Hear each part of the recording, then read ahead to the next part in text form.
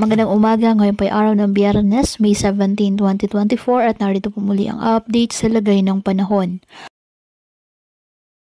Ayon sa Pag-asa, shear line ang nakakaapekto ngayon sa extreme northern Luzon at easterlies naman ang nakakaapekto sa nalalabing bahagi ng ating bansa. Sa kasalukuyan, wala pong minomonitor o namamatang anumang sama ng panahon, low pressure area o bagyo sa loob at labas ng ating Philippine Area of Responsibility. Ngayong araw, nasahan maulap na langitan na may kalat-kalat na pag-ulan at thunderstorms sa Batanes, Cagayan at Isabela na dulot ng shear line. Habang sa nalalabing bahagi ng bansa kasama ng Metro Manila, bahagyang maulap hanggang maulap na langitan with isolated rain showers or thunderstorms dahil po sa easterlies.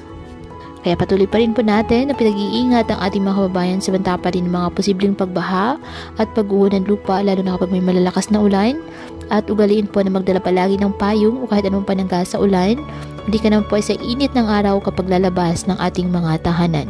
At yan po muna ang update sa lagay ng panahon ngayong araw.